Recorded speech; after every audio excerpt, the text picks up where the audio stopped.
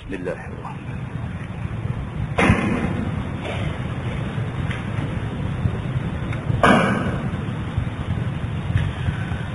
Assalamualaikum warahmatullahi wabarakatuh. Alhamdulillah wa bihi nasta'in.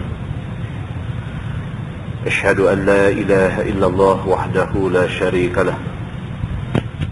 Wa asyhadu anna sayyidana Muhammadan abduhu wa rasuluh. Wa nusalli wa nusallim ala hadzal nabiyil karim sayyidil mursalin wa ala alihi wa sahbihi ajma'in. Amma ba'd. Ayyuhal mu'minun ittaqullah usikum wa iyaya bitaqwallah faqad fazal muttaqun. Muslimin dan muslimat, mudah-mudahan dirahmati Allah Subhanahu wa taala. Di dalam sebuah hadis riwayat daripada Talhah bin Ubaidillah bin Uthman bin Amr bin Ka'ab At-Taimi radhiyallahu anhum qala جاء رجل إلى رسول الله صلى الله عليه وسلم من أهل نجد ثائر الرأس نسمع دوي صوته ولا نفقه ما يقول حتى دنا من رسول الله صلى الله عليه وسلم فإذا هو يسأل عن الإسلام فقال رسول الله صلى الله عليه وسلم 5 صلوات في اليوم والليلة فقال هل علي غيرها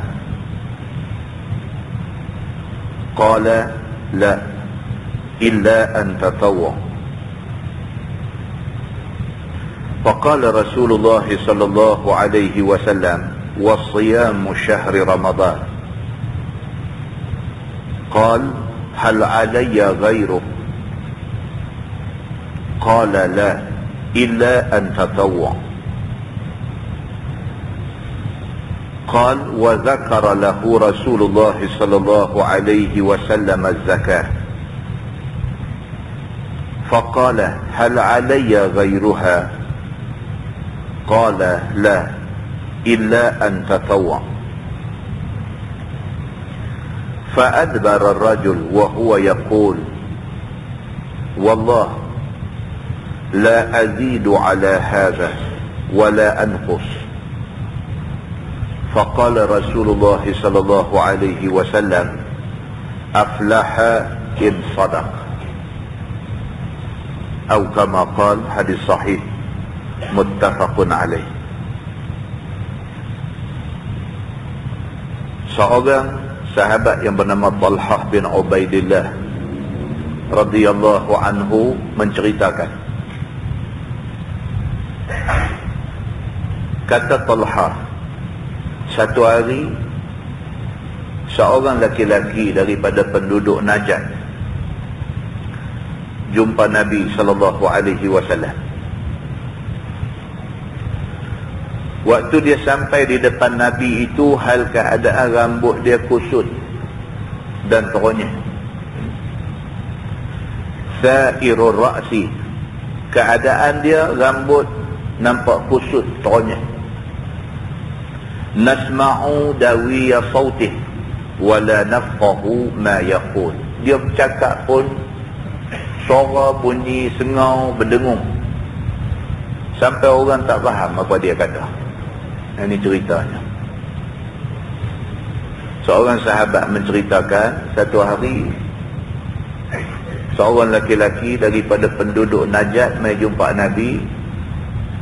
Dia sampai depan Nabi, hal keadaan rambut dia pun kusut, masai, teronyah, bercakap pun bunyi sengau, berdengung sampai tak tahu biji buah dia cakap apa.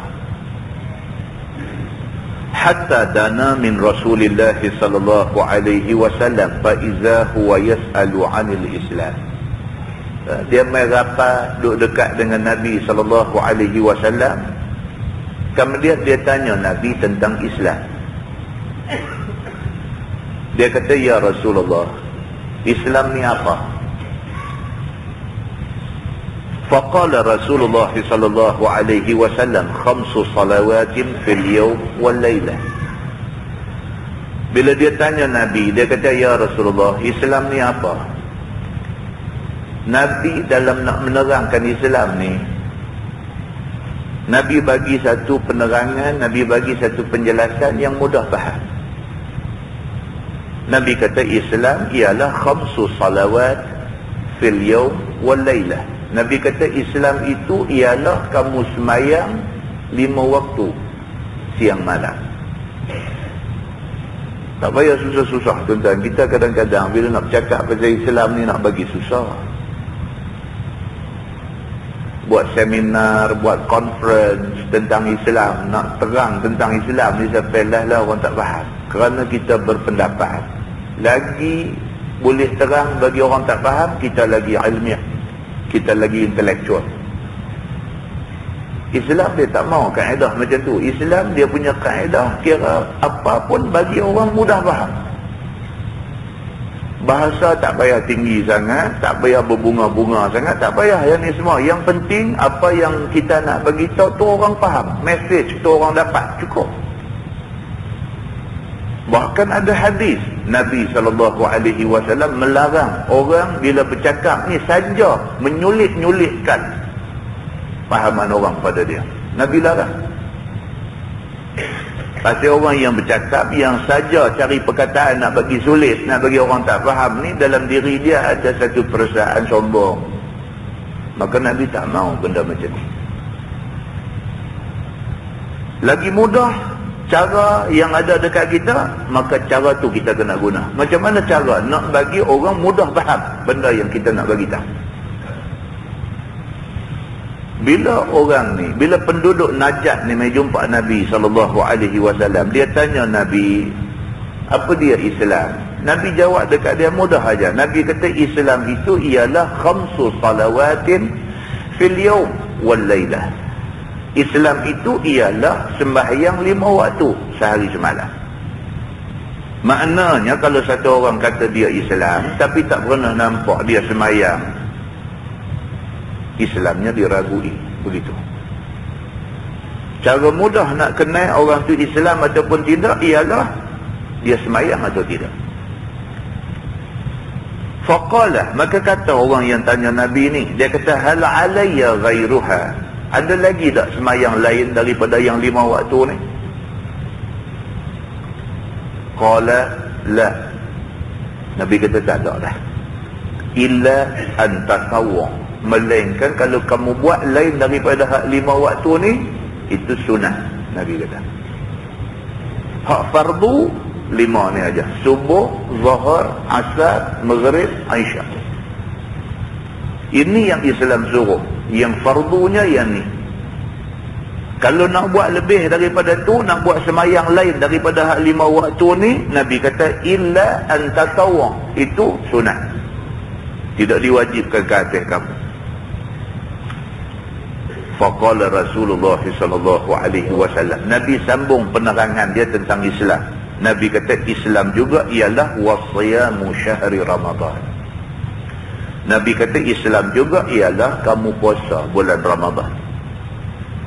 Bila tiba bulan yang mubarak ini, bulan yang diberkati Allah ini, bulan yang mulia ini, orang Islam kena puasa 1 bulan.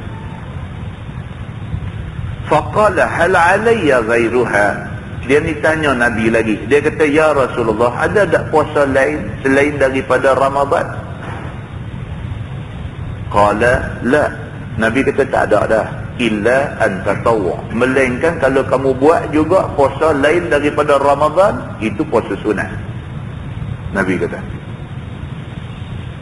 Qala wa zakara lahu Rasulullah sallallahu alaihi wasallam zakah. Kemudian Nabi sallallahu alaihi wasallam meneruskan penerangan dia tentang Islam. Nabi kata Islam juga ialah kamu kena keluar zakat. Sama ada zakat itu dalam bentuk zakat fitrah ataupun zakat tu dalam bentuk zakat harta benda, ataupun zakat dalam bentuk zakat meniaga, ataupun zakat dalam bentuk zakat menatang ternakan, ataupun apa-apa, zakat itu ialah kefarduan yang wajib ditunaikan oleh orang Islam, yang mesti kena tunai, orang yang cukup syarat. Faqala, kata laki-laki ini, hal alayya ghairuha. Dia kata, ya Rasulullah, ada tak lagi zakat selain daripada zakat yang disebutkan ni? Ada ke tak lagi kena bagi duit, kena bagi benda, kena bagi apa selain daripada bagi untuk tujuan zakat yang disebutkan tadi? Qala la. Nabi kata tak ada lah. Illa an tatawwa, melainkan kalau kamu bagi juga, dia tak jadi zakat wajib, dia jadi sedekah sunat sahaja. Nabi kata. Habis Nabi terang macam tu, fa'adbara ar-rajul wa huwa yaqul wallahi la azidu ala hadha wa la anqus. Habis Nabi terang Islam dekat dia. Nabi kata Islam itu ialah nombor satu sekali kamu semayang 5 waktu sehari semalam. Nabi kata Islam itu ialah kamu puasa bila mai bulan Ramadan. Nabi kata Islam itu ialah kalau kamu masuk dalam kumpulan orang yang wajib keluar zakat, maka kamu keluar zakat. Kalau kamu buat benda ni, kamu Islam. Bila habis Nabi terang macam tu, fa'adbara ar-rajul wa huwa yaqul. Laki-laki ni pun beralih pi meninggalkan Nabi sambil dia duk kata, wallahi, dia kata demi Allah, la azidu ala hadha wa la anqus. Dia kata aku tak akan buat lebih daripada Nabi kata, dan aku tak akan buat korang pada tu. Semayang 5 waktu aku jaga, walau macam mana pun bercerai nyawa pun aku jaga semayang 5 waktu ni. Puasa ni kok mana pun selagi aku mampu, selagi aku boleh, aku tak akan tinggal. Zakat kalau sekiranya aku cukup syarat, aku tentu keluar, tak ada kecoh punya. Apa hak Nabi kata ni? Dia kata la azidu ala hadha, aku tak akan tambah lebih daripada tu. Aku tak mau buat semayang sunat, aku tak mau buat puasa sunat, aku tak mau nak sedekah duit. Wala anqus, tapi aku tak akan kurang daripada hak Nabi kata tadi. Kalau Nabi kata semayang fardu 5, aku tentu buat sehari 5. Kalau Nabi kata bulan Ramadan kena puasa, aku tentu puasa dalam bulan Ramadan selagi aku mampu. Aku tak akan buat lebih, aku tak akan buat kurang. Faqala Rasulullah sallallahu alaihi wasallam. Nabi bila dengar laki-laki ni kata macam tu, Nabi kata aflaha in sadaqa. Nabi kata berjayalah, berbahagialah dia ni kalau dia benar dalam cakap dia. Hadis itu hadis sahih, muttafaqun alaih. Sepakat ulama seluruhnya mengatakan itu hadis sahih. Muslimin dan muslimat yang dirahmati Allah sekalian. Kita kata kita orang Islam. Kalau betul kita orang Islam, hak fardu, hak rukun-rukun ni kena jaga. Jaga hak ni pun dah cukup lah. Kalau betul kita orang Islam, hak fardu, hak rukun kena jaga. Jaga hak fardu, hak rukun ni pun cukup dah. Selamat dah kita ni. Tapi malangnya, sebahagian daripada orang Islam hari ni, hak fardu, hak rukun pun tak boleh nak buat elok. Bagaimana pula dia nak bercakap tentang benda sunat? Di dalam sebuah hadis riwayat daripada Abi Hurairah radhiyallahu anhu, kata dia, kana Rasulullah sallallahu alaihi wasallam yuraghibu fi qiyam Ramadan min ghairi an ya'murahum fihi bi'azimatin. Fayaqul man qama ramadana imanan wa ihtisaba ghufira lahu ma taqaddama min dhanbi. Atau kama qala, hadis sahih riwayat Imam Muslim. Abu Hurairah radhiyallahu anhu kata, adalah Nabi sallallahu alaihi wasallam yuraghibu fi qiyam Ramadan min ghairi an ya'murahum fihi bi'azimatin. Abu Hurairah kata, dia kata Nabi SAW ni sangat-sangat menggalakkan dan menganjurkan sahabat-sahabat dia supaya bangun sembahyang malam dalam bulan Ramadan. Nabi SAW ni dia sangat-sangat tekan benda ni, dia sangat-sangat pentingkan benda ni. Bila tiba bulan Ramadan, bangkit sembahyang malam. Yuraghibu, maksudnya Nabi ni cukup bagi penekanan tentang benda ni. Tapi penekanan yang Nabi bagi dekat sahabat-sahabat yang ada keliling dia ni, Nabi bagi penekanan tu min ghairi an ya'murahum fihi bi'azimatin. Penekanan itu tidak dalam bentuk kekerasan, yakni sampai ke peringkat mewajibkan. Nabi suruh. Dia kata at-targhib. At-targhib ni maksudnya suruh dalam bentuk memberi rangsangan, memberi galakkan. Hampa buatlah. Kalau hampa buat, Tuhan bagi macam ni, macam ni, macam ni. Hampa buatlah. Kalau hampa buat, Tuhan janji macam ni, macam ni, macam ni. Nabi sangat-sangat memberi penekanan dalam soal bangkit semayang malam, bulan Ramadan khususnya. Tapi cara Nabi tekan ni, dia kata, min ghairi an ya'muruhum fihi bi'azimatin. Tidak dalam bentuk sampai ke peringkat paksa. Tak ada.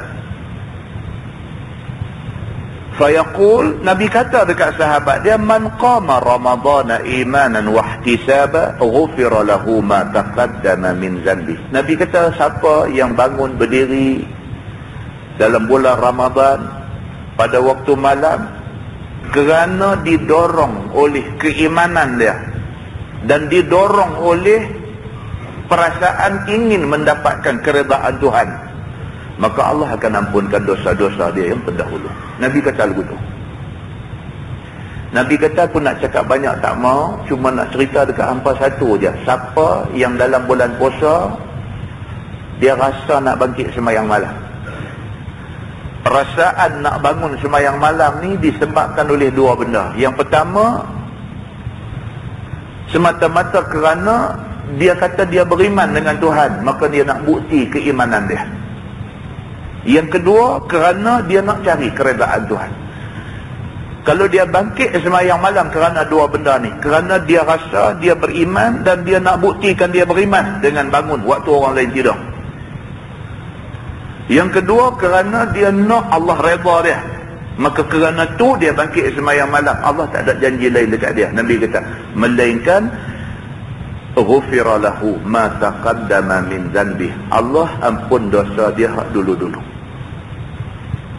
Selalu kita cakap, tuan-tuan, mana ada orang dalam dunia ni tak ada dosa?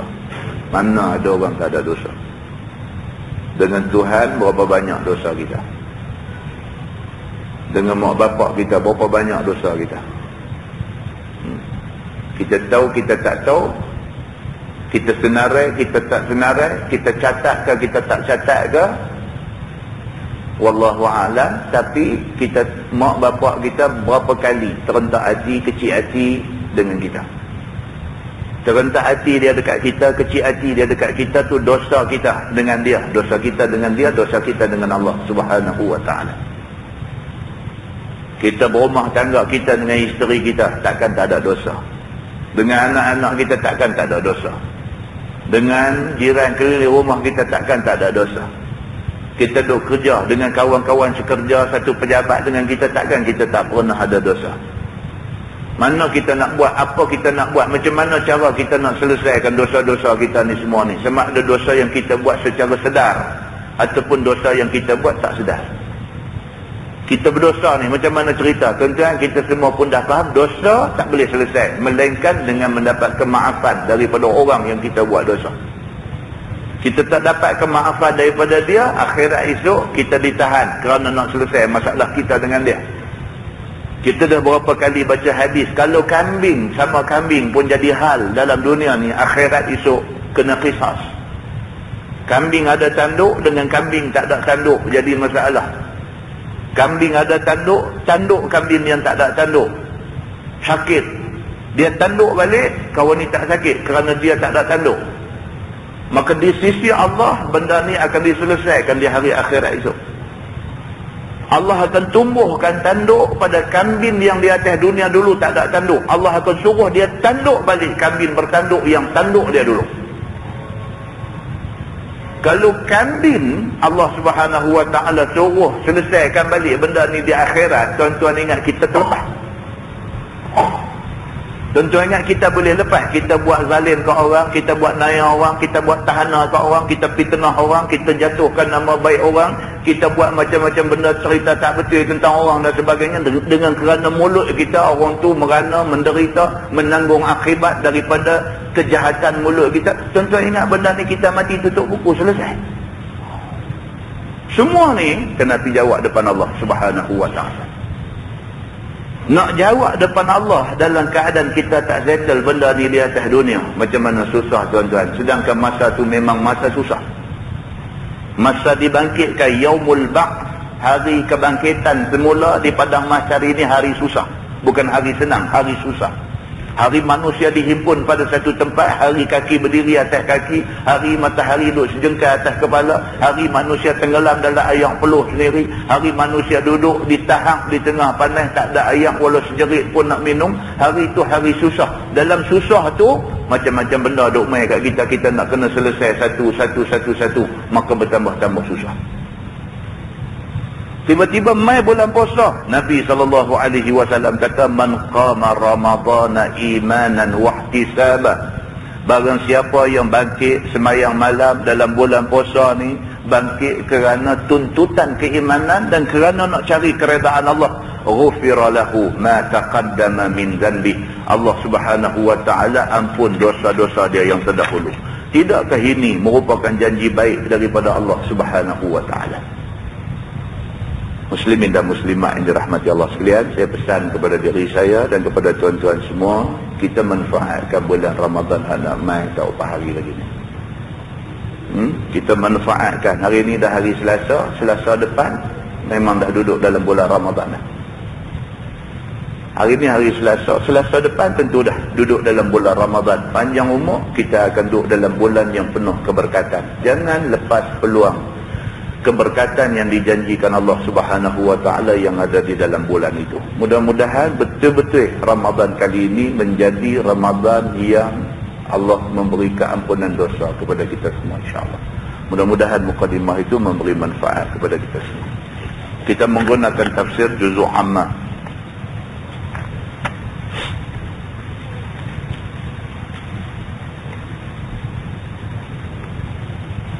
Muka surat 183. Kita masuk suratul Nas yang merupakan ayat Makkiyah, ayat yang diturunkan di Makkah, mengandungi 6 ayat. A'udzubillahi minasyaitanirrajim. Bismillahirrahmanirrahim. Qul a'udzu birabbin nas, malikin nas, ilahin nas, min syarril waswasil khannas, alladhi yuwaswisu fi sudurin nas, minal jinnati wan nas. Sadaqallahul azim. Maksud dia, Qul a'udzu birabbin nas, katakanlah wahai Muhammad, aku berlindung dengan Rabbin Nas, dengan Tuhan manusia. Ni Allah Subhanahu wa ta'ala ajak Nabi kita Nabi Muhammad sallallahu alaihi wasallam supaya dalam apa keadaan pun minta berlindung dengan Tuhan. Kita dah bincang panjang dah bulan lepas cerita tentang tak ada siapa boleh lindung kita daripada malapetaka, daripada susah dunia, susah akhirat, melainkan Allah Subhanahu wa ta'ala. Ni satu kita kena ingat sampai bila-bila. Tak ada siapa tuan-tuan, tak ada siapa yang nama makhluk ni, tak ada siapa boleh lindung kita daripada benda-benda tak elok yang nak menimpa kita. Yang boleh lindung kita daripada apa juga benda ni Allah Subhanahu wa ta'ala. Maka Allah sebut dalam ayat ni, Qul a'udzu birabbin nas, katakanlah wahai Muhammad, aku minta berlindung dengan Tuhan manusia. Malikin nas, yakni raja yang menguasai dan memiliki manusia. Minta berlindung dengan Allah. Allah ni siapa? Allah ni ialah raja, raja yang memiliki kita. Kita ni hak Allah. Kalau kita hak Allah tuan-tuan, harta kita pun hak Allah. Kita ni pun hak Allah. Apa hak ada kat kita semua hak Allah. Kalau hari ni Allah takdirkan kita ada rezeki lebih sikit, kita kena ingat rezeki itu, duit ringgit tu nampak macam hak kita, hakikatnya hak Allah. Begitu. Allah amanahkan dekat kita, tengok macam mana cara kita nak urus apa yang dia bagi ke kita. Salah urus, akhirat kita jawab depan dia. Firman Allah, ilahin nas, iaitu Tuhan yang disembah oleh manusia. Tuan-tuan, di situ kita dah tengok Tuhan guna dua perkataan. Maksud terjemah kod Melayu sama, tapi kod Arab dia sebut dua tak sama. Tadi ayat 2, tadi dalam ayat pertama Tuhan kata qul a'udzu bi rabbin nas. Dia guna perkataan Rabb. Terjemahan dia Tuhan. Mai ayat 3 dia kata ilahin nas. Ilah terjemahan dalam Melayu juga Tuhan. Ada ke tak ada beza di antara Rabb dengan ilah? Ada tak ada beza Rabb dengan ilah? Rabb pun Tuhan, ilah pun Tuhan. Kita kata la ilaha illallah, tidak ada Tuhan melainkan Allah. Ada waktu Tuhan guna Rabb, ada waktu Tuhan guna ilah. Apa beza Rabb dengan ilah? Dalam tauhid dia ada perbahasan. Dia ada satu dia panggil sifat rububiyah. Daripada perkataan Rabb dia jadi rububiyah. Satu dia panggil sifat uluhiyah. Daripada perkataan ilah dia jadi uluhiyah. Rabb, ilah tak sama. Tuhan-Tuhan tu juga, tapi cerita dia tak sama.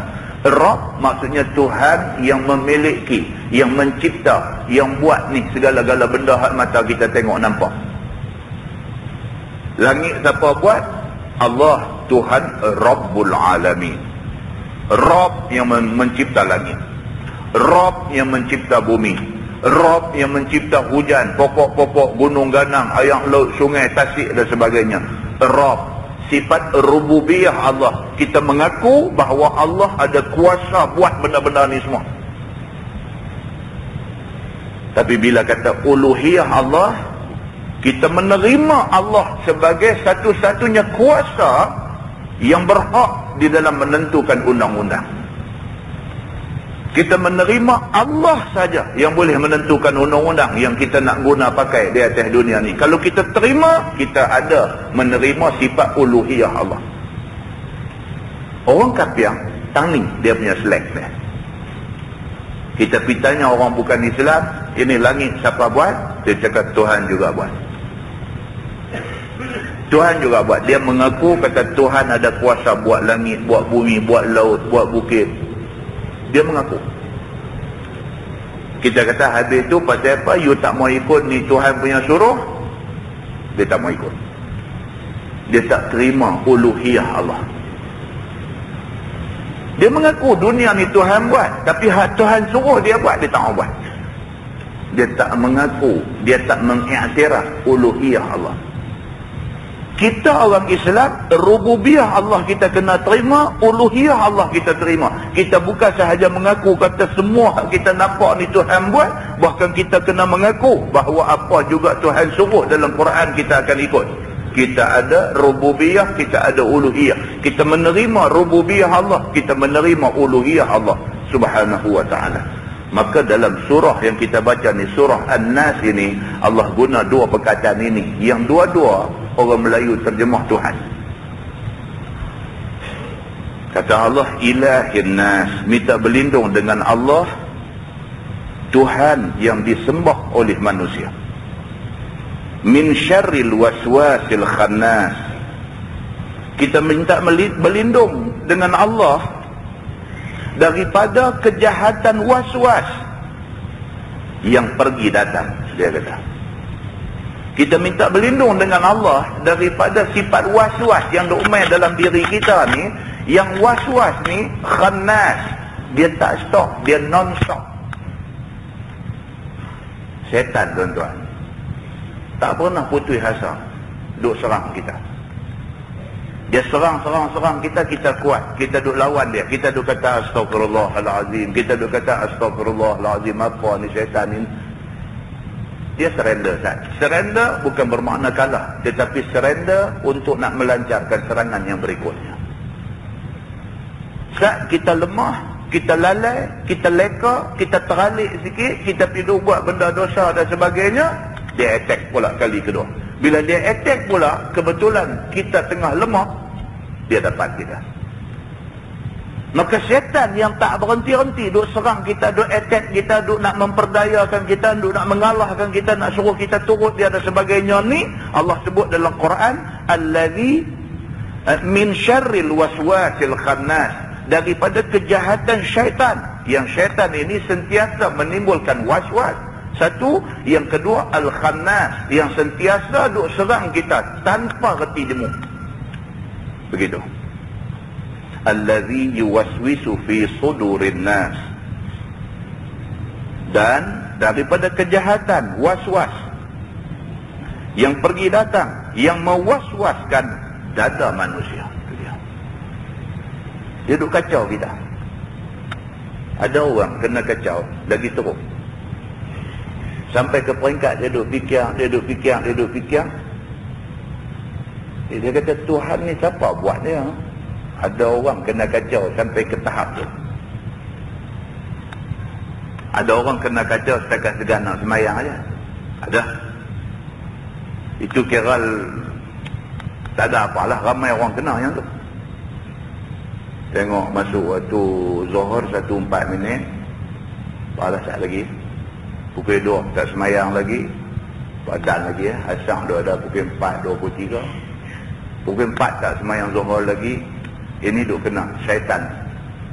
Dan lagi. Tengok tinggal lagi 2 minit. Baru lompat masuk bilik ayam. Baru ambil ayat semayang. Baru duk ampang sejadah. Orang bang dah masuk waktu Asar. Dia terpedaya dengan syaitan. Pedaya bentuk yang macam ni ramai orang kena. Ada lagi teruk ni, bila dia start macam tu kita kalah, dia serang lagi sampai ke peringkat kita hidup jadi satu orang yang terlampau bebas dalam berfikir. Syaitan punya hal juga benda ni. Sampai duk fikir balik, dah betul-betul yang perintah suruh pakai kelumbung, suruh pakai tudung dekat orang perempuan ni pun betul lah, ni perintah agama, tapi zaman dulu lah. Lagi pula negeri Arab memang kena pakai lah, pasal orang Arab ni dia nafsu kuat. Syaitan masuk dalam pemikiran dia. Dia kata betul, dia kata saya tak nafikan, memang agama suruh pakai tutup aurat, tudung apa, agama suruh, saya tak nafikan benda tu. Betul, saya pun biasa dengar, dia kata ustaz-ustaz duk baca hadis, saya pun tahu, dia kata, tapi kita kena fikir balik. Dia main macam tu punya cakap. Tapi kita kena fikir balik. Dia kata benda tu zaman Nabi. Satu, zaman Nabi. Yang kedua, dia kata benda tu berlaku di negeri Arab. Orang Arab ni, dia kata mereka duk makan kambing, darah mereka panas, nafsu mereka kuat. Jadi tu pasal orang perempuan kena tuduh. Kita Malaysia, dia kata negeri sejuk, negeri hujan. Banjir baru surut ni, hujan duk mai pula. Dia kata kita negeri sejuk. Orang kita, orang Melayu, orang Malaysia ni darah tak panas. Kita bukan kuat sangat makan kambing. Dia kata kita di sini kalau takat buka tak pakai kelumbung tak jadi hal. Tak, benda ni tengoklah, dia kata ikut kesesuaian. Pemikiran dia dah dimasuk oleh was-was syaitan. Dia terlupa kata hak dia duk komen ni, dia terlupa kata benda hak dia duk cakap ni, benda ni menyentuh tentang Quran dan hadis Nabi. Dia terlupa. Dia terlupa kata Allah itu lebih pandai daripada dia. Dia terlupa kata hak Nabi habang itu petunjuk yang paling baik. Tak ada petunjuk lebih baik daripada hak Nabi punya bagi. Dia terlupa yang tu. Maka dia duk main dengan pemikiran-pemikiran yang bercelaru macam ni. Dia main satu tahap lagi, was-was syaitan ni, dia main satu tahap lagi apa dia? Hak kita sebut tadi. Dia duk fikir aku ni ada pasal apa? Aku ni ada pasal mak pak aku ada. Mak pak aku pasal tok wan aku ada. Tok wan aku dia duk kira-kira sampai Nabi Adam. Nabi Adam ni pasal apa? Pasal Tuhan buat dia. Tuhan buat dia, lepas tu dia duk gaduh sunyi, dia duk tengok benda dalam syurga semua ada sepasang-sepasang, dia seorang minta kat Tuhan, Tuhan jadikan Hawa dekat dia. Dan Tuhan ni dia main ke mana? Dia fikir sampai ke situ. Dan Tuhan ni dia main ikut mana? Kata yang kata dia tak tahu dua ada macam mana? Tahu dua ada macam mana? Dia kata mesti dia kosong. Kecelaruan itu sampai ke peringkat nak rosak agama. Yang kata waswas syaitan yang disebut dalam surah An-Nas yang kita baca ni, Allah Subhanahu wa taala pesan dekat Nabi, wahai Muhammad, minta berlindunglah dengan Allah, Tuhan manusia. Allah Raja yang memiliki manusia. Allah yang menjadi Tuhan yang disembah oleh manusia. Minta berlindung daripada min syarril waswasil khannas. Minta berlindung daripada kejahatan waswas yang dibuat oleh syaitan. Syaitan yang tidak pernah berhenti daripada duk serang manusia. Allazi yuwaswisu fi sudurin nas. Syaitan yang sentiasa dia duk attack dada manusia. Dia duk attack hati manusia. Dia duk serang pemikiran manusia. Dia duk masuk mai dalam diri manusia. Dia kena minta berlindung daripada syaitan ni. Kerana syaitan ni musuh yang mata tengok tak nampak. Maka dia lebih bahaya daripada musuh hadap diri depan kita.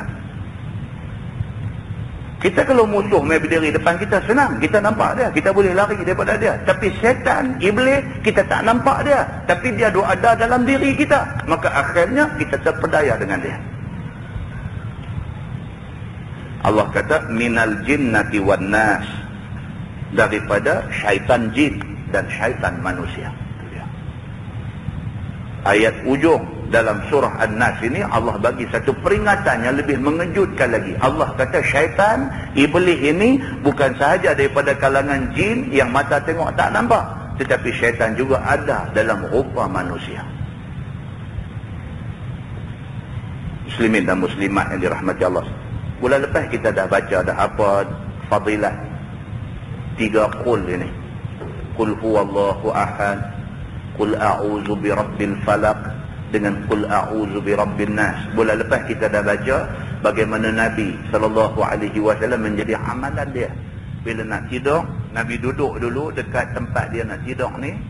Nabi angkat tangan, rapat tangan, Nabi baca qul huwallah, Nabi baca qul a'udzu birabbil falaq, Nabi baca qul a'udzu birabbin nas.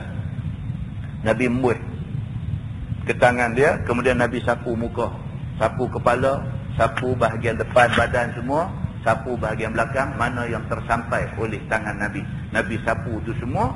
Nabi minta perlindungan daripada Allah, daripada semua yang disebut dalam surah-surah yang 3 ni. Kita dah baca bulan lepas bagaimana Aisyah radhiyallahu anha, isteri Nabi. Aisyah sendiri bila demam, nak ambil berkat tangan Nabi, dia ambil tangan Nabi, pegang, baca 3 qul ni. Qul huwallah, qul a'udzu birabbil falaq, qul a'udzu birabbin nas. Aisyah baca, tapi baca di atas tapak tangan Nabi. Kemudian pinjam tangan Nabi buat sapu badan dia, nak minta supaya dilindungi daripada benda-benda ni.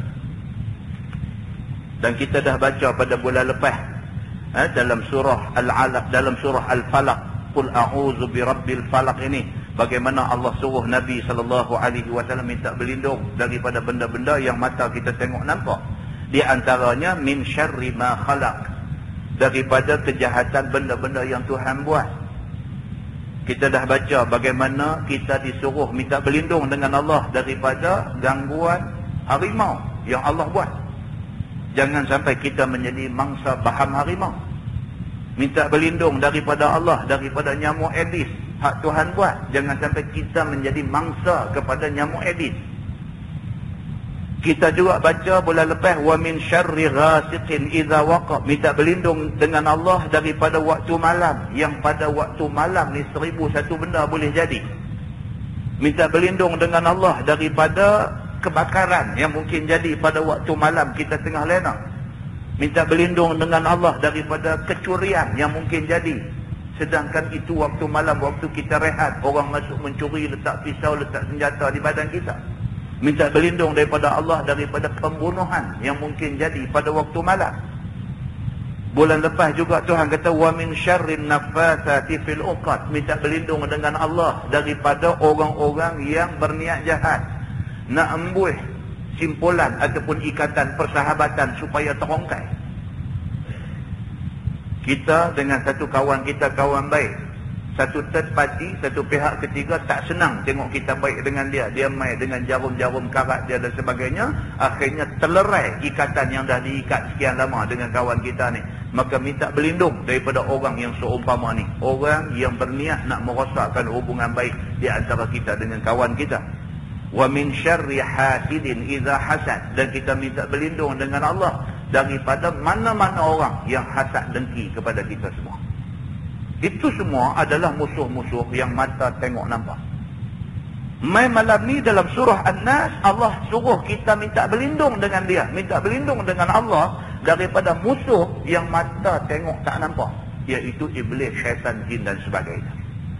Cuba kita baca tafsir dia. Dia kata surah ini diturunkan pada malam hari. Bersama dengan surah Al-Falaq yang kita baca lepas.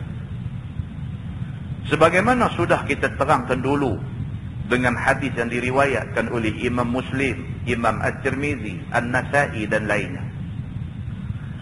Surah ini adalah pelajaran dan suruhan daripada Allah supaya kita memohon, minta perlindungan, minta pemeliharaan daripada Allah Subhanahu wa taala semata-mata. Surah ni Allah nak beritahu dekat kita, biar kita ni jadikan Allah tempat bergantung. Merayu dekat Tuhan. Kita minta dekat manusia, tuan-tuan, belum tentu manusia boleh bagi apa yang kita minta. Tak semua benda yang kita minta manusia boleh bagi. Kadang-kadang hak dia boleh bagi pun dia tak bagi kat kita, manusia. Kita tahu dia ada duit, kita nak minta duit dia. Kadang-kadang RM10 pun dia tak bagi dekat kita. Manusia walaupun boleh bagi, kadang-kadang tak bagi benda hak kita minta. Tapi Allah Subhanahu wa taala, benda hak manusia tak boleh bagi, kita minta dekat Allah, Allah boleh bagi.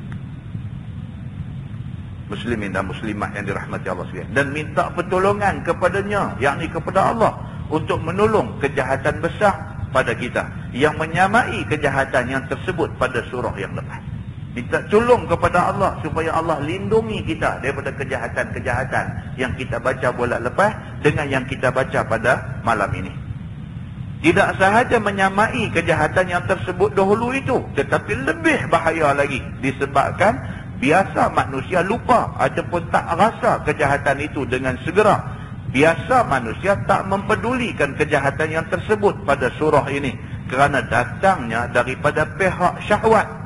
Dan serupa-serupa pula dengan pemikiran lagi tersembunyi sehingga menyebabkan manusia terjun ke dalam kederhakaan dan kebinasaan dengan tidak sedarkan diri. Tetapi kadang-kadang manusia itu sangka baik dan patut pekerjaannya yang salah itu. Dia kata ni, surah yang kita baca malam ni lagi bahaya. Sebab ini hasutan dan gangguan syaitan. Tak sedar, kadang-kadang syaitan ni dia pandai, tuan-tuan. Benda tak elok, dia main, dia buat bagi cantik, bagi mata kita tengok, kita kata betul benda tu. Walhal benda tu tak betul. Ni lagi bahaya, dia kata. Musuh hak terang-terang senang. Kita tengok, kita tahu dia musuh, kita boleh lari daripada dia. Tapi syaitan ni dia main, dia pergi hiasi benda hak tak betul ni. Dia hias bagi nampak macam betul. Sehingga kan kita tersilap pilih jalan. Kita kata betul jalan nak kita pilih, rupa-rupanya tak betul di sisi Allah Subhanahu wa taala. Begitu. Dia kata dengan ayat 1, 2 dan 3. Allah mengatakan, katakanlah wahai Rasulku Muhammad, aku berlindung dengan Rabbin Nas, dengan Tuhan manusia, yang menguasai manusia, Malikin Nas, Tuhan yang disembah oleh manusia, Ilahin Nas. Apakah makna Rabb itu? Apakah makna Malik itu? Dan apakah makna Ilah itu? Rabb manusia maknanya Tuhan yang mengasuh dan mendidik manusia, sama ada dengan senang atau susah. Yang kata Rabb, Tuhan yang berkuasa. Dia boleh test kita dengan kesenangan, dengan kesusahan. Test itu adalah didikan Tuhan, tarbiyah Tuhan pada kita. Test tu, dia test kita bagi susah. Kalau kita boleh tahan dengan ujian kesusahan tu, kita berjaya. Kita dididik untuk menjadi orang yang tahan dengan kesusahan. Dia test kita dengan senang. Kalau kita boleh jadi orang yang bersyukur atas kesenangan yang Tuhan bagi itu, kita berjaya dengan ujian kesenangan. Kita dididik untuk menjadi orang yang bersyukur kepada Allah. Malik manusia itu maknanya yang menguasai manusia, yang membatasi pekerjaan manusia, yang mengatur kekuatan manusia, yang menurunkan syariah, peraturannya, dan juga meletakkan batas-batas umum untuk manusia yang tidak boleh dilanggar dan tidak boleh dilampaui oleh manusia. Itu Malik. Raja yang memiliki kita. Tuhan dia memiliki kita, maka dia berhak menentukan batas sempadan. Apa kita boleh buat, apa kita tak boleh buat. Tentang kita bapa, kita ada anak. Anak tu milik kita. Pernah satu orang anak dijumpa Nabi. Dia tanya Nabi, dia kata, ya Rasulullah, kalau sekiranya bapa aku yang mati ini, dia ada meninggalkan hutang, adakah aku, anak dia, perlu tolong bayar hutang dia? Nabi kata, tentu. Anak ni kata dekat Nabi, pasal apa aku perlu bayar hutang dia, sedangkan dia yang berhutang? Nabi kata, anta wa maluka li abik. Nabi kata, hang dan harta hang, apa hang punya? Nabi kata, kalau kita ni pun milik bapa kita, kita dengan bapa kita, dengan Tuhan kita, milik Allah Subhanahu wa ta'ala punya. Kalau bapa kita memiliki kita, maka dia berhak menentukan batas sempadan. Mana tempat kita boleh pergi, mana tempat kita tak boleh pergi. Bapa berhak untuk kata macam tu. Bapa berhak untuk kata, bapa tak suka tengok hang pergi tempat sekian-sekian. Bapa berhak untuk kata begitu dekat anak dia, pasal dia memiliki anak dia. Bapa memiliki anak ini diiktiraf oleh agama. Apabila Nabi kata hadis tadi, anta wa maluka li abik. Hang dengan harta hang, hak milik bapa hang punya. Muslimin dan muslimat yang dirahmati Allah sekalian, kalau kita boleh kontrol, boleh menentukan peraturan kepada anak kita, pasal apa kita tak mau Allah kontrol kita? Begitu. Maka ilah manusia itu maknanya ialah menundukkan hati manusia dengan kebenaran. Yang kata ilah, kita terima Allah ni sebagai ilah kita, ialah kita kena tunduk kepada apa yang Tuhan kata. Kebenaran yang Tuhan kata, kita kena tunduk pada dia. Manusia tak tahu sehingga masa dan keadaan yang sebenarnya kekuasaan itu. Malah mereka tunduk sahaja kepada kebesaran dan kekuasaan itu dengan segenap hatinya. Manusia tak tahu dari mana datangnya perasaan itu.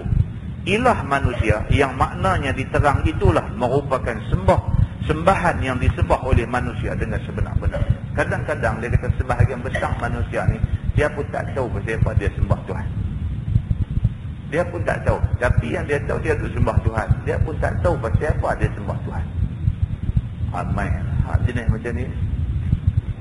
Dia tak rasa ni dia duk semayang, duk sembah Tuhan ni kerana syukur dia apa yang Tuhan bagi dia. Dia tak rasa benda tu. Cuma dia dah jadi satu kebiasaan dah. Kena semayang lagu tu aja. Tak tahu apa pun. Tapi semayang tak tinggal. Tapi dia tak tahu pasal apa dia semayang. Dia pun tak tahu. Tapi semayang tak tinggal. Yang tu tidak lahir daripada rasa syukur apa yang Allah bagi kat dia. Semayang tu bukan kerana lahir daripada perasaan tu. Cuma dah duk biasa semayang lama dah semayang. Ada orang macam ni. Berbeza dengan ada orang dia semayang ni kerana dia rasa syukur Tuhan bagi kat dia ni. Apa ada ni Tuhan bagi. Tuan-tuan, orang susah. Betul-betul terdesak, duit tak ada, nak pakai anak, nak kena masuk universiti, nak pakai duit ni, betul-betul terdesak. Minta tolong orang tu, tak mau tolong, minta tolong orang ni, tak mau tolong, minta tolong kawan ni, tak mau tolong. Tak mai satu orang kat dia, kata sangkut tak ada duit apa semua, kata anak nak mengaji masuk. Dia kata betul, tak ambil duit bagi 5,000. Agak-agak tuan-tuan macam mana keadaan kawan terima duit ni. Setelah dia pergi segala penjuru kampung nak minta duit dekat orang-orang, tak mau bagi dia, orang tak mau layan dia, sampai nampak muka dia orang lari dan sebagainya. Tiba-tiba jumpa satu orang tak gaduh kata apa, ambil duit 5,000 bagi. Macam mana orang yang terima duit 5,000 ni? Itulah syukur. Dia tak tahu nak abang macam mana. Ayak mata keluar merambu, dia pegang tangan kawan hak bagi ni, cium tangan kawan tu. Kalau masa tu kawan tu suruh dia buat apa pun dia pergi buat. Kerana apa? Kerana syukurnya dia. Hang, dalam ramai-ramai orang, hang seorang yang teringat nak tolong aku. Tapi benda tu, benda nampak 5,000 mai bagi kat dia, dia nampak, maka kesyukuran melimpah keluar daripada dia kerana dia nampak 5,000 cash mai dekat dia. Hak Tuhan bagi dekat kita, tuan-tuan, bukan nilai 5,000. Ni hak Tuhan duk bagi kat kita ni bukan nilai 5,000, tuan-tuan. Tuan-tuan, kita selama ni boleh duk pergi pancong nak kencing bila boleh kencing. Kita tak rasa kencing tu satu nikmat Tuhan bagi, tak rasa, tuan-tuan. Sehinggalah Allah bagi kita tak boleh kencing. Tuan-tuan cakap besar-besar. Tuan-tuan duk cakap ni boleh duk menapai menyawa ni. Contoh yang keji, kita kata. Contoh yang keji, kencing. Berasa lagu nak kencing, pergi pancong masuk, clear semua. Kita tak rasa tu. Allah bagi kita boleh buang air tu satu nikmat. Kita tak rasa. Sehinggalah Allah bagi kita tak boleh kencing. Perut cekang ni. Perut cekang. Nak terkencing. Tapi pergi pancong dia tak mau keluar. Nak tidur tak boleh. Nak pejam mata tak boleh. Beralih kanan tak selesa. Beralih kiri tak selesa. Bangkit duduk tak kena. Bangkit berjalan sakit. Tuan-tuan, berasa, tapi bila pi setitik pun tak keluar. Sampai pi dekat doktor, dia pasang satu tiup, masuk, zu, kata keluar air, berasa keluar habis satu badan ni. Kesengsaraan yang kita duk tanggung sehari semalam ni, dia keluar tu berasa. Alhamdulillah. Satu contoh yang keji tu cukup. Bila kena, kita kata Allahu Akbar, Tuhan lu bagi kat aku selama ni nikmat yang tak boleh. Muslimin dan muslimat yang dirahmati Allah sekalian. Kita nak cakap apa lagi, tuan? Saya buka internet, duduk baca semalam ni cerita pasal penyakit yang kata prostat ni. Dia kata orang laki-laki yang berumur 40 tahun ke atas, dia kata 40% ada penyakit prostat ni. Ada masalah prostat. Kita punya saluran buang air kecil tu, saluran tu dia ada satu benda Tuhan buat ni. Tuhan ni dia engineer besar. Allah mereka cipta manusia ni, berapa punya seni tu ada dalam badan kita, hanya orang yang buat kajian saja yang tahu. Saluran nak buang air kecil kita tu dia ada satu tempat dia panggil prostat.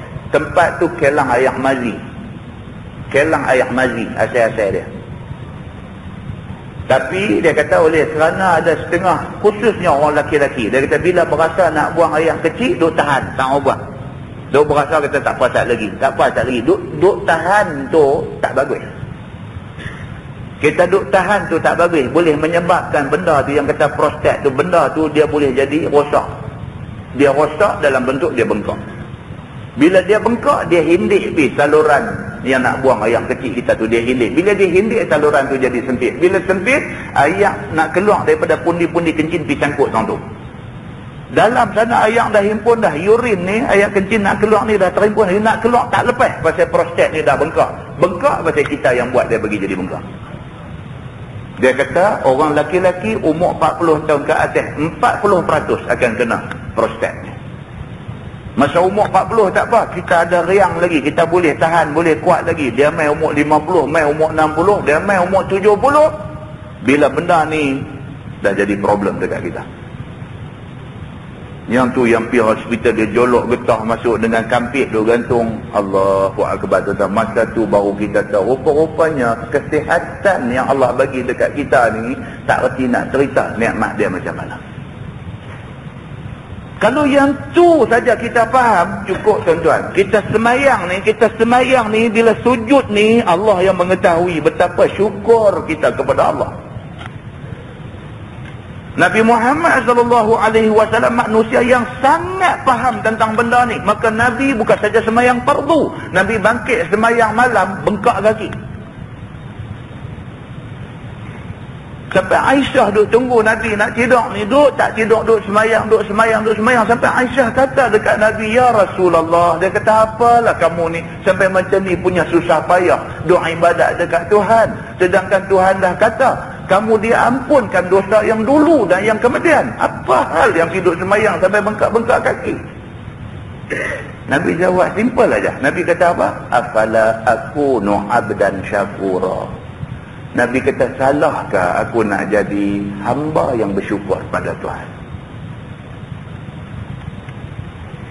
Salahkah? Dia kata, aku nak terima kasih dekat Tuhan. Ni Tuhan bagi kat aku ni macam-macam ni. Salahkah aku nak terima kasih kat dia? Muslimin dan muslimat yang dirahmati Allah sekalian. Ni benda yang dia nak bagi tahu dekat kita. Maka kita dah tahu macam tu punya Allah Subhanahu wa taala duk bagi dekat kita. Dalam keadaan senang Allah limpahkan lagi rahmat dia dekat kita. Dalam keadaan susah Allah yang mai nak bagi pertolongan kepada kita. Maka kenapa dalam keadaan-keadaan yang tertentu kita pergi turut kehendak syaitan yang menjadi musuh Allah Subhanahu wa taala?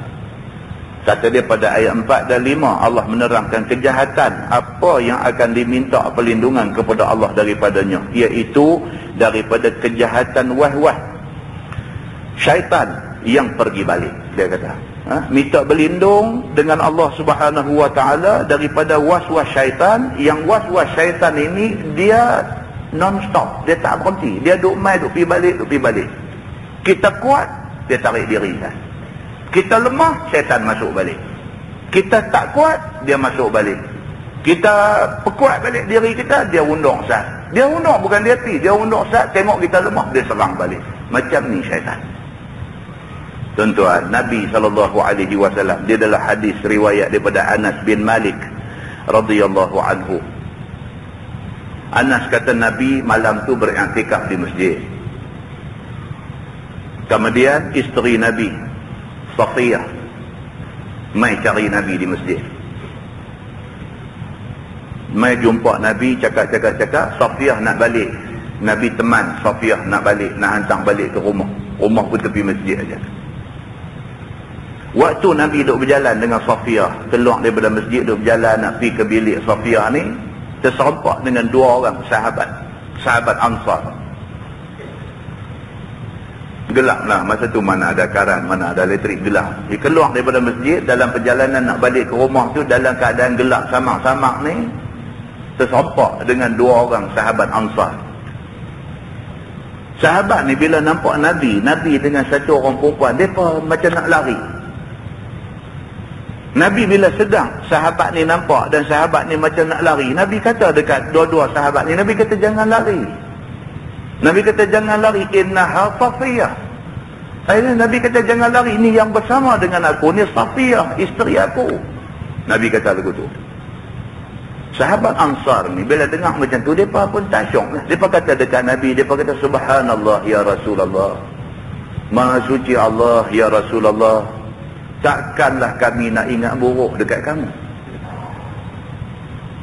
Keadaan tu macam tu. Dia nampak-nampak macam nak lari.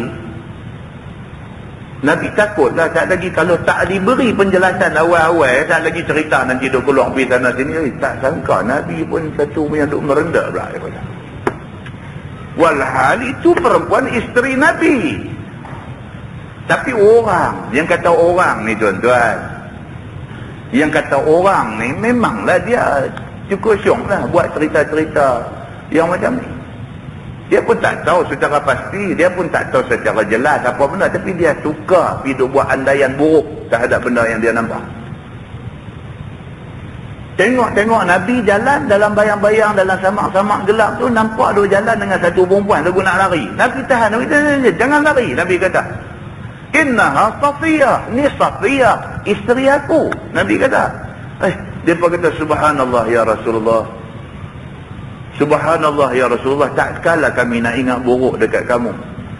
Nabi kata inna syaitana yajri min ibni Adam majrad dam. Nabi kata sesungguhnya syaitan yajri min ibni Adam majrad dam. Sesungguhnya syaitan dia berlari dalam badan manusia pada jalanan darah manusia. Dalam badan manusia, tang mana ada darah, tang tu ada syaitan. Wa inni khashitu an yakhzifa fi qulubikuma syai'an syarra. Nabi kata, dan sesungguhnya aku bimbang. Nabi kata, aku takut syaitan campakkan ke dalam hati kamu berdua sesuatu yang buruk terhadap aku. Nabi kata. Nabi kata, jaga baik-baik. Jaga baik-baik. Dalam badan manusia, tang mana ada darah, ada syaitan. Nabi kata, aku takut, wa inni khashitu, dan sesungguhnya aku takut, ayyakhzifa fi qulubikuma. Takut pokok syaitan tembak pergi dalam hati kamu satu benda aja, syai'an syarra, sesuatu yang jahat tentang aku. Esok pagi duduk cerita, dia kata semalam nampak Nabi buat dalam gelap-gelap duduk cakap dengan perempuan mana. Perempuan mana cukup, dia kata. Duduk cakap dengan perempuan mana. Walhal itu isteri Nabi SAW. Ini yang kata syaitan. Maka Nabi SAW awal-awal dia dah beritahu dekat sahabat ni, jangan buruk sangka, sebab syaitan bila-bila masa boleh masuk dalam darah manusia dan menimbulkan suasana tidak elok di dalam masyarakat. Maka dalam ayat 4 dan 5 Allah menerangkan jahat yang akan diminta lindung kepada Allah itu, iaitu daripada kejahatan waswas yang sentiasa pi balik, yang mewaswaskan dada manusia. Was-was yang dimaksudkan di sini iaitu syaitan membisikkan segala macam kejahatan pada hati. Sedangkan hati adalah raja di dalam alam tubuh manusia. Hati ni tuan-tuan, dia controller. Hati ni dia controller. Sebab dalam hadis Nabi kata, ala inna fil jasadi mudghah, idza saluhat saluhal jasadu kullu, wa idza fasadat fasadal jasadu kullu, ala wahiyal qalb. Nabi kata, ketahuilah dalam badan manusia ni ada mudghah, ada seketul daging. Idza saluhat, kalau daging tu bagus, elok, baik, saluhal jasadu kullu, semua badan kita jadi baik. Wa idza fasadat, tapi kalau seketul daging tu rosak, fasadal jasadu kullu, satu badan rosak. Nabi kata, ala wahiyal qalb, ketahuilah benda tu yang kata hati, yang kata daging seketul itu ialah hati manusia. Hati kita tuan-tuan, hati kita baik, kita jadi orang baik, orang yang duduk keliling kita semua baik.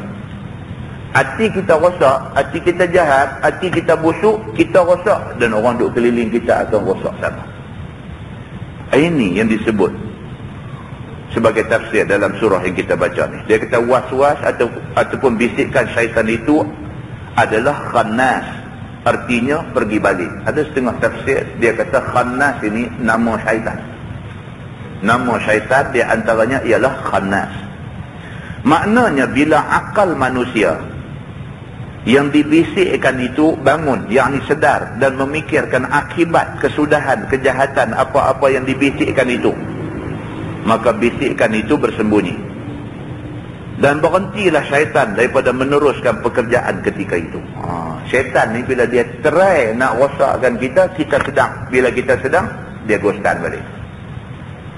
Dia macam tu. Syaitan dengan manusia ni tarik tali. Dia tarik. Kalau sana tarik kuat, dia lepas sikit. Dia lepas sikit, dia tarik balik. Dia main tarik tali. Syaitan dengan manusia dia tak lepas langsung, tapi dia main tarik tali. Langsung dia tak lepas. Pasal apa? Pasal dia akan tarik manusia last sekali. Dia tengok bila manusia ni tarik, dua lawan tarik kuat, dia lepas sikit. Dia lepas sikit. Bila manusia rasa macam nak menang dah, relax sikit, dia rentak balik. Ini syaitan. Syaitan ni dipanggil khannas, dia kata. Begitu pula apabila manusia tu teringat kepada Allah dan teringat pada agamanya, maka berhentilah pula syaitan daripada bisikkan hati manusia itu ketika itu. Bila dia tengok kau ni kuat, bangkit malam, semayang tahajud, semayang sunat, baca Quran, okey, buat. Dia ghostan dah. Bagi can kita buat ibadat. Bagus punya semayang tahajud, baca Quran, baca apa, dah sampai pukul 5.30 pagi kita tidur. Tidur tak bangkit semayang subuh, dia main pula. Yang hak sunat semalam hang pergi buat sampai merah biji mata, yang hak fardu subuh pula dah hang tak bangkit. Satu kejayaan bagi syaitan. 1-0. Dia pukul kita. Ini syaitan. Maka syaitan kembalilah meneruskan kerja membisik-bisikkan hati manusia itu dengan segala macam kejahatan supaya manusia ni suka terjerumus kepada derhaka dan kejahatan. Syaitan itu tidak bosan-bosan dan tidak malu-malu membisikkan macam-macam kederhakaan dan kejahatan pada hati manusia. Syaitan tak tahu jemu dia. Tuan-tuan, kita tengok balik dalam Quran, syaitan pernah bersumpah depan Tuhan. Dia kata apa? Depan Tuhan, bila Tuhan perintahkan dia suruh sujud kepada Adam, aba wastakbara wa kana minal kafirin. Dia bantah, dia engkar, dia tak mau. Dia start daripada bantah, tak mau hormat Adam itu, dia jadi kafir. Dia terus sumpah depan Tuhan, dia kata la ughwiyannahum ajma'in illa ibadaka minhumul mukhlasin. Syaitan bangkit depan Tuhan terus, dia kata fabi'izzatik, demi kemuliaanmu ya Allah. Sang Tuhan dia tetap kata mulia. La ughwiyannahum ajma'in, aku pasti akan sesatkan mereka semua, anak cucu Adam ni.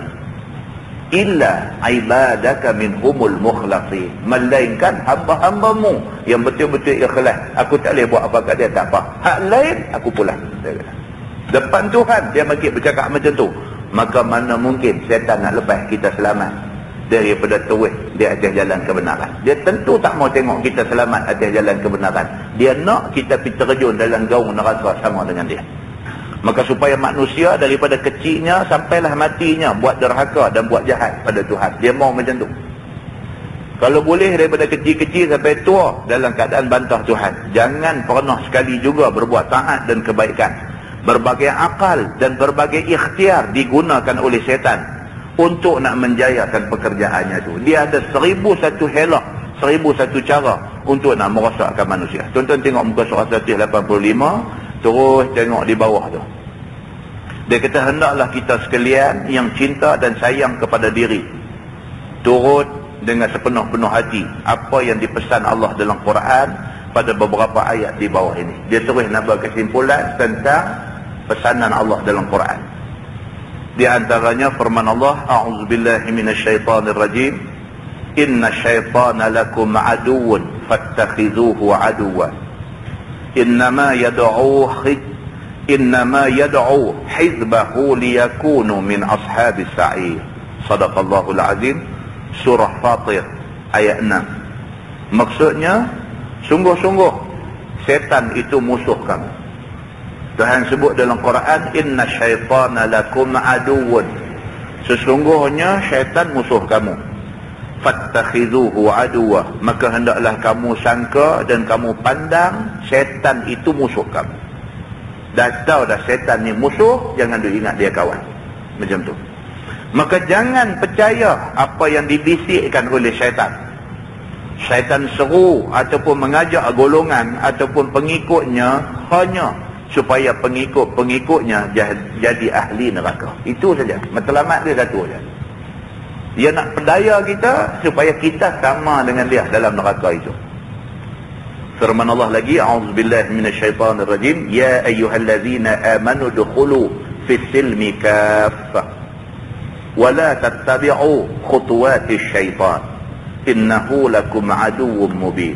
Sadaqallahul azim. Al-Baqarah ayat 207. Maksudnya, wahai segala orang yang beriman, masuklah kamu ke dalam Islam, ataupun masukilah Islam itu secukup-cukupnya. Itu dia. Allah kata dalam ayat ni, ya ayyuhallazina amanu dukhulu fis silmi kaffah.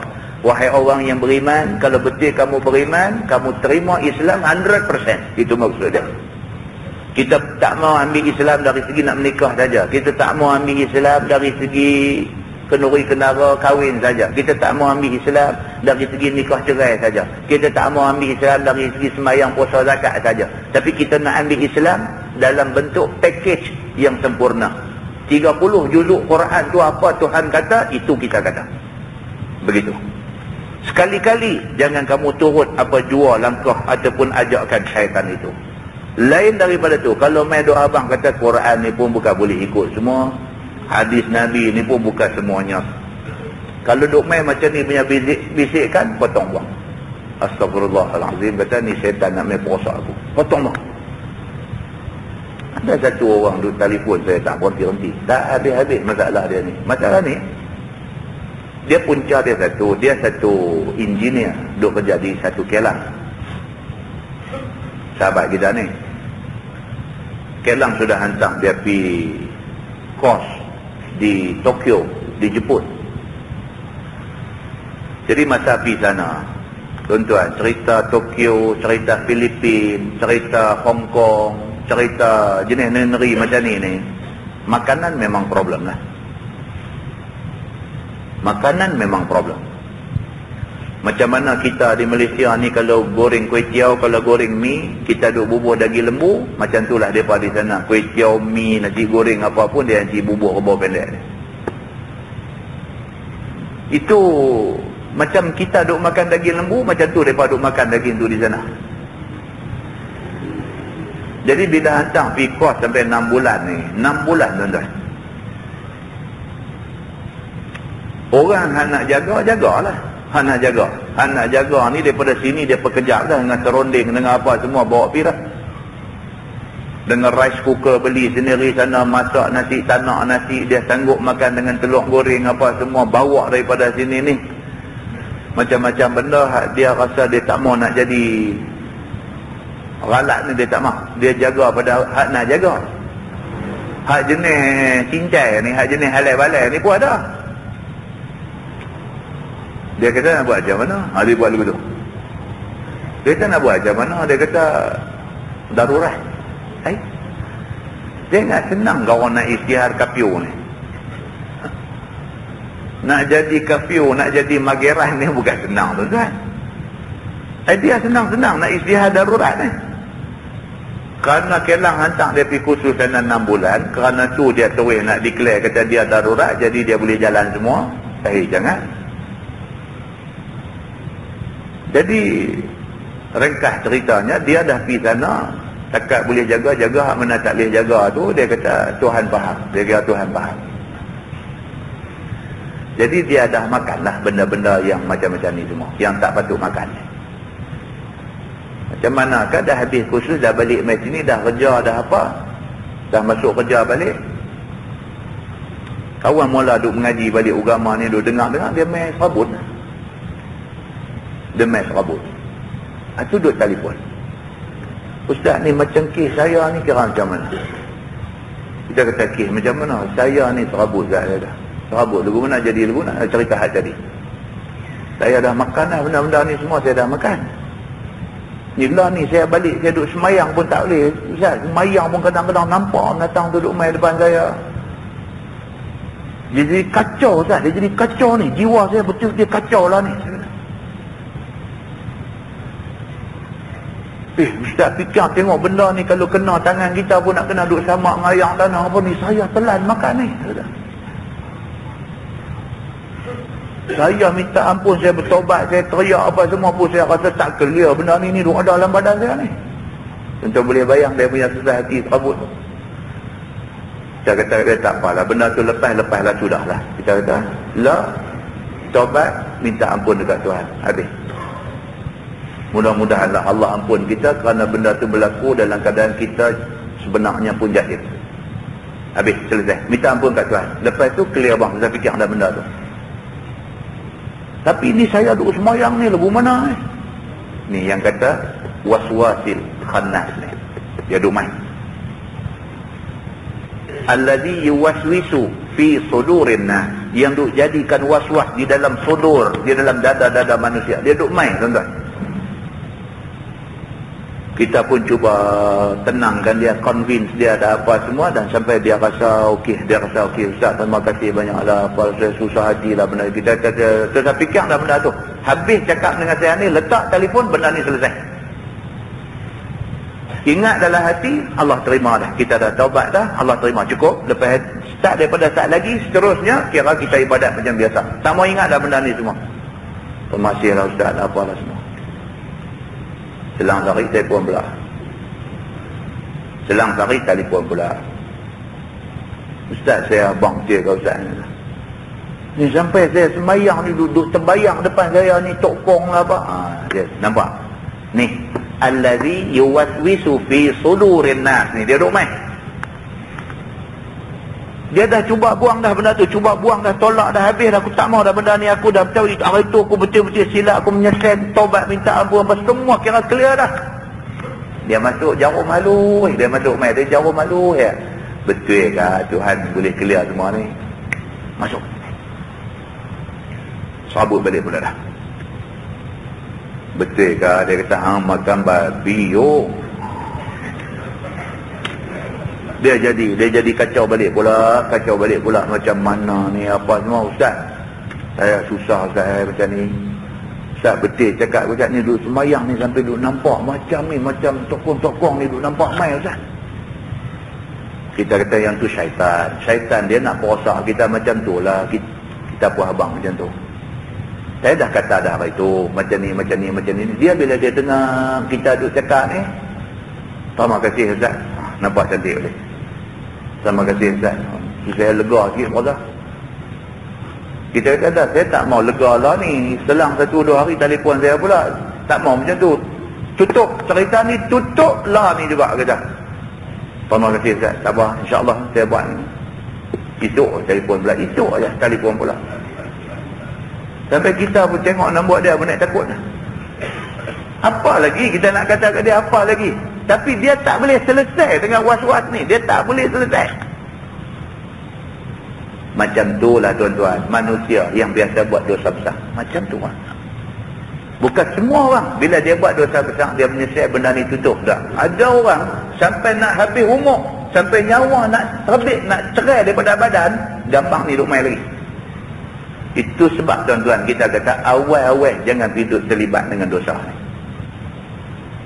Ada tuan-tuan, dia mai hujung-hujung umur 70 lebih, 80 lebih, hujung-hujung umur ni, dulu dia duk tunggu meja majung, duk main macok, duk main pakau, duk main apa, dia mai hujung-hujung umur ni tangan duk buat lagu tu,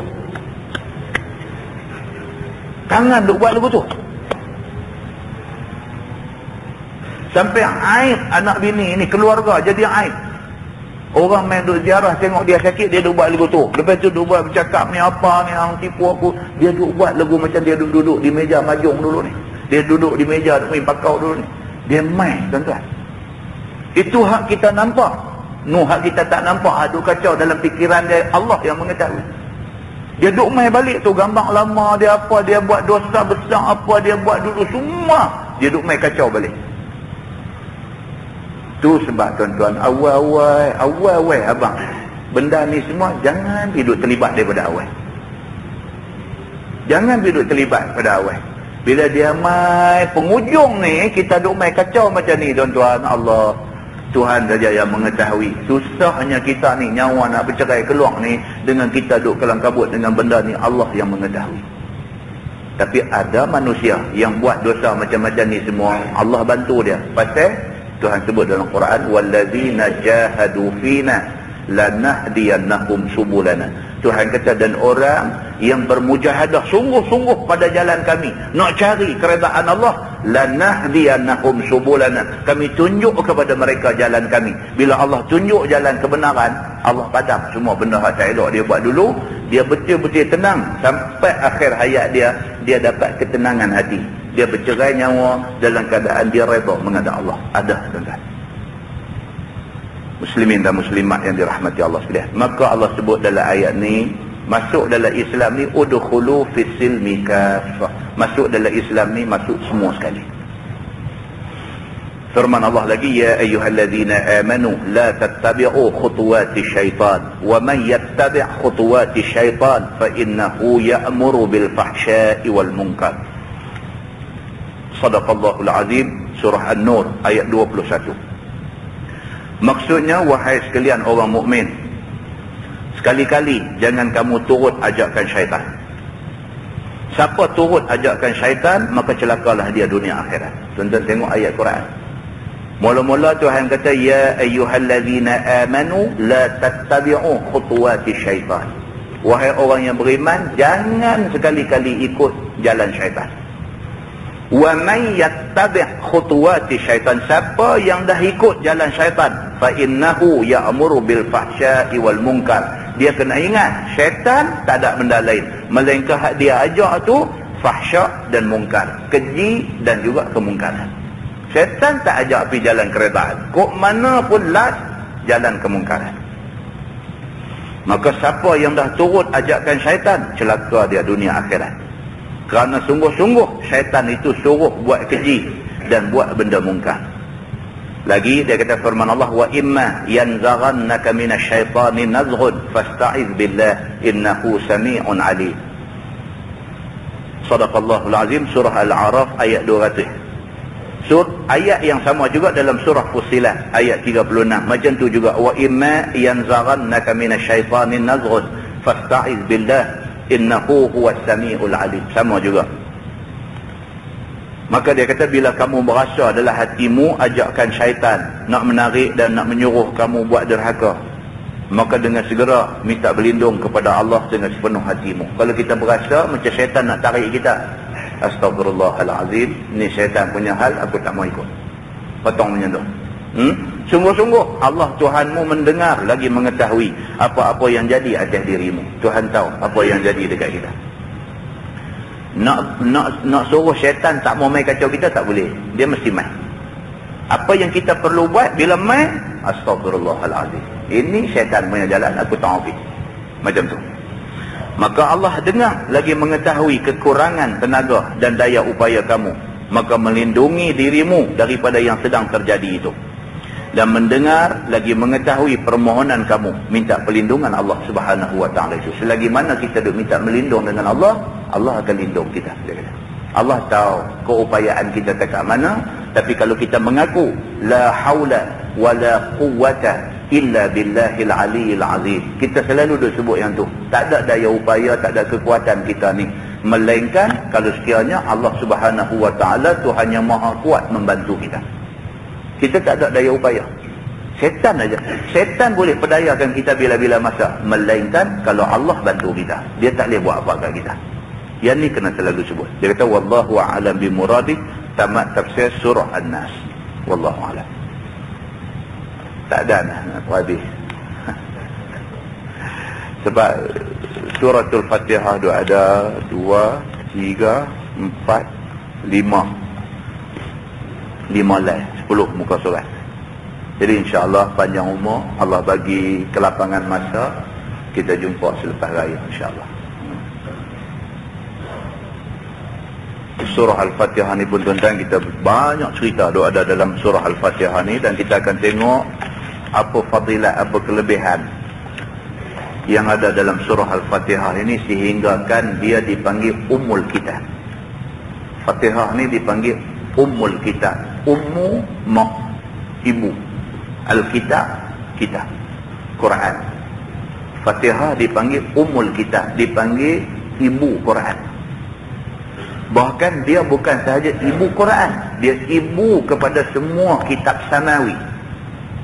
Kita katalah kitab Taurat ke, kitab Zabur ke, kitab Injil ke, suhuf yang Allah buat turun dekat Nabi-Nabi lain ke, apa-apa semua turun. Quran ni, Quran merupakan rangkuman kepada semua kitab yang biasa diturunkan sebelum ni. Kemudian rangkuman kepada semua kitab dan rangkuman kepada Quran, kepada Al-Quran itu sendiri ialah Al-Fatihah. Apa dia keistimewaan Al-Fatihah ini sehingga kan Nabi banyak kali sebut. Nabi sebut Al-Fatihah ini selain daripada Ummul Kitab, Nabi sebut dia dengan Sab'ul Masani. Nabi sebut Al-Fatihah itu ialah Sab'ul Masani, 7 ayat puji-pujian. Apa dia ni spesial sangat Al-Fatihah ini sehingga kan dia dirukunkan, dijadikan rukun dalam sembahyang, sehingga kan tiap-tiap rakaat mesti baca Fatihah. Apa istimewa surah Al-Fatihah ini? Dan keistimewaan ni kita akan tengok dari sudut hadis-hadis Nabi. Kita tak mau. Ada orang buat tafsiran pun macam-macam. Quran ni semua duk ada dalam Fatihah, Fatihah ni semua duk ada dalam Bismillah, Bismillah ni semua duk ada dalam Ba. Dia pergi duk urai macam tu, sekejap lagi dia main kosong. Nak urai tuan-tuan, bila bercakap tentang ayat Quran, satu saja, tafsiran Quran mesti berdasarkan hadis Nabi. Tafsiran Quran mesti berdasarkan hadis Nabi. Merepek tak mau. Yang ni disiplin ilmu. Semua orang kena pegang benda ni. Kita tak bebas sebenarnya. Ikut suka nak fikir, ikut suka nak cakap, tak ada. Kita dikawal. Kita dikawal. Maka yang mengawal kita ialah Quran dan hadis Nabi. Ini yang mengawal kita. Allah dan Rasul sallallahu alaihi wasallam. Mesti ikut petunjuk Allah, mesti ikut petunjuk Nabi. Tak ikut, apatah lagi pergi bercanggah. Kita cari masalah. Masalah tu kita cari, kita tanggung di akhirat esok. Maka kita bila belajar tafsir, apa juga kitab tafsir yang kita baca, mestilah tafsiran itu berteraskan dan bersandarkan kepada hadis Nabi sallallahu alaihi wasallam. Dan kita juga akan tengok beberapa fadilat dan kelebihan surah Al-Fatihah itu sendiri. Bagaimana dalam Sahih Muslim ada hadis menceritakan Jibril turun duduk dengan Nabi. Tengah Jibril duduk dengan Nabi, tiba-tiba bunyi gemuruh di langit. Hadis sahih riwayat Imam Muslim. Bunyi gemuruh di langit. Nabi pun dongak tengok ke atas, Jibril pun tengok. Jibril kata dekat Nabi, dia kata pintu langit tidak pernah dibuka. Tetapi hari ini Allah buka pintu langit kerana nak turunkan satu surah yang sangat besar. Surah Al-A'zam, dia kata, iaitu Al-Fatihah. Ini semua bukan cerita dongeng, bukan daripada riwayat yang dhaif, tetapi dia mai daripada hadis yang sahih. Bagaimana sahabat Nabi Abu Sa'id Al-Khudri radhiyallahu anhu, ketika mereka ni dalam musafir, singgah berkemah di tengah padang pasir, tiba-tiba mai satu budak perempuan lari mai di kawasan kemah orang-orang Islam, sahabat-sahabat Nabi. Terus mengadu. Kata ketua mereka ni daripada kumpulan Badui. Ketua mereka kena sengat binatang disa. Sakit nampak macam nak habis umur. Mai tanya ni kumpulan sahabat Nabi yang duduk berkemah di padang pasir ni, siapa yang boleh tolong pergi berubat ketua mereka yang dalam keadaan teruk ni. Semua tak tahu nak buat apa. Abu Sa'id Al-Khudri kata dia boleh cuba. Maka dia bangkit pergi. Bila sampai di sana tengok kawan tu dalam keadaan sakit yang bukan kepala, dia pegang tempat yang sakit tu, dia baca sesuatu. Lepas tu dia muih di tempat sakit tu. Dengan kehendak Allah Subhanahu wa taala bangkit duduk kawan ni. Orang kita kata macam kutir tak buah. Bangkit hilang sakit dengan kehendak Allah, serta merta hilang sakit, bangkit duduk. Oleh kerana yang sakit dan yang sembuh serta merta itu ketua kaum, dia tak tahu nak macam mana punya seronok, dia ambil kambing 30 ekor. 30 ekor kambing bagi dekat Abu Sa'id Al-Khudri. Jenuh yung balik pergi dekat kemah dia. Bila sampai di sana, kata ni ambil tahu mana, dia pun cerita apa yang jadi. Dia kata jangan buat apa lagi dengan kambing ni. Orang Arab tuan-tuan, tengok kambing pecah leong. Dia jangan buat apa lagi dengan kambing ni, sehingga benda ni dirojok kepada Nabi. Dengar Nabi nak kata apa lu. Boleh tak boleh kita makan hasil daripada lagu benda yang pergi buat ni, pergi duduk muih orang-orang lega apa semua ni. Okey. Bila sampai di depan Nabi, cerita benda ni dekat Nabi. Nabi tanya dia, macam mana kamu boleh tahu kata Fatihah ini boleh menjadi ruqyah, boleh menjadi jampi? Ruqyah, raqi. Tu yang kita baca di Masjid Jelutong minggu lepas. Nabi sakit, Jibril turun mai. Jibril kata dekat Nabi, wahai Muhammad, maukah kamu aku jampi kamu? Nabi kata silakan. Dia pun bismillahi arkhik wallahu yashfik. Jibril kata banyak tu ya. Bismillahi arkhik. Arkhik daripada perkataan ruqyah. Bismillahi arkhik, dengan nama Allah aku jampi kamu. Wallahu yashfik. Allah yang menyembuhkan kamu. Dengan kehendak Allah, Nabi boleh sembuh. Abu Sa'id Al-Khudri, Nabi tak pernah ajak dia benda ni. Dia pergi buat lagu tu dekat orang sakit, dia pegang, dia baca, dia buat. Dapat hadiah 30 ekor kambing, bawa balik. Dia kata jangan buat apa, tanya Nabi dulu. Bila sampai depan Nabi, Nabi tanya hang buat apa? Dia kata aku tak ada buat apa, aku cuma baca Fatihah saja. Nabi kata macam mana kamu boleh tahu ayat itu ayat ruqyah, ayat itu boleh diguna untuk jampi orang sakit? Dia kata dia pun tak tahu, dia baca saja. Nabi kata berapa ekor mereka bagi? Dia kata 30 ekor. Nabi kata bagi kat aku sikit. Hadis sahih riwayat Imam Muslim. Maksud Nabi kata bagi kat aku sikit, kita jangan salah faham. Maksud hadis itu ialah nak tunjuk kata halal apa yang dia dapat tu. Maka dengan kerana tu Nabi sendiri minta nak. Bukan tunjuk kata Nabi nak cukai orang. Menunjuk kata benda tu halal untuk dimakan dan sebagainya. Nabi kata bagi kat aku sikit. Muslimin dan muslimah yang dirahmati Allah, dia ada banyak cerita tentang surah Al-Fatihah. InsyaAllah panjang umur, Allah bagi kelapangan masa, kita tengok apakah hikmah di sebalik ayat-ayat yang Allah Subhanahu wa ta'ala buat turun sebagai panduan kita semua, insyaAllah. Yang baik itu daripada Allah, yang tidak baik silap saya. Kita tangguh dengan tasbih kafarah dan suratul Asr. Subhanallah. Asyhadu an la ilaha illallah. Bismillahirrahmanirrahim. Innal insana lafi khusr. اللهم صل على محمد في الأولين والآخرين وسلم. رضي الله تبارك وتعالى عن سادتنا أصحاب سيدنا رسول الله أجمعين. بسم الله الرحمن الرحيم. الحمد لله رب العالمين حمدا يوافي نعمه ويكافئ مزيده. يا ربنا لك الحمد كما ينبغي لجلال وجهك الكريم وعظيم سلطانك. رضينا بالله ربا وبالإسلام دينا وبمحمد نبيا ورسولا. اللهم افتح علينا فتوح العارفين وارزقنا فهم النبيين بجاه خاتم المرسلين.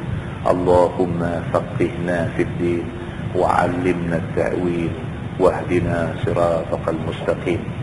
اللهم أرنا الحق حقا وارزقنا اتباعه وأرنا الباطل باطلا وارزقنا اجتنابه. اللهم اجعل جمعنا جمعا مرحوما وتفرقنا من بعده تفرقا معصوما. وصلى الله على محمد وعلى آله وصحبه وسلم والحمد لله رب العالمين. السلام عليكم.